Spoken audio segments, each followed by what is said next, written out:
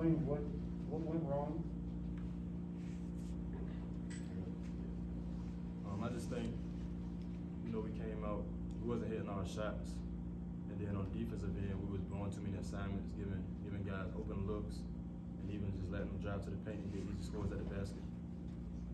And then you're down 15-0, and I believe there was a TV timeout. What do you guys talk about in the huddle? Was it basically just one possession at a time? I mean, was there any kind of talk at all about what you guys had to do to come back? Yeah, it was definitely one possession at a time. We just had to stay together, like not have mental breakdowns. And even though that things wasn't going our way, we just had to keep fighting and try to crawl back into the game. Casey, does it feel like you guys are playing the same game over and over again every night? As you battle, you get back and fall close to the end? Yeah, it's the details, man. It's the details. Just locking in on the little things. We know as a team we can compete with any team in the country. Like I said, man, just locking in on one last play or completing a possession, or everybody can remembering plays. Just doing the little things that it takes to win games. The big things we're fine with in terms of scoring the ball and just doing different things to put us in a position to win. But that's the details that we need to figure out to really close our games. This one was flipped a little bit though, because typically you guys get out to hot starts and aren't able to close it out. Do you feel like you guys exhausted yourselves, in that second half trying to get back in this game? Or did that have any effect at the end of it? No, I think our win was there, because we were a running team, so we're in good shape. So I just feel like, I don't know, it just came down to the last couple possessions of the game. We knew in that last media timeout that every possession was going to be really important, especially if we wanted to come back and win the game. Yeah, I think they had a good feel for what to expect. We play a team the second time, it's always tougher to beat them. You can tell they had been, watching film, were really locked in on scout and had learned from their mistakes from the first game.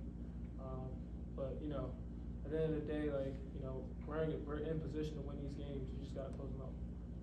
What was the plan there on that final possession? It was inbound and Quavion mishandles it. Was the plan for him to take the shot there, or was it for something else we set up there?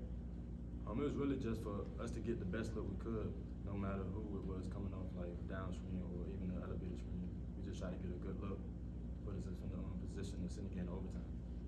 Yeah. To add on that, play was set up to get multiple looks, multiple clear looks. T just happened to be the one that got it, but play was for multiple people.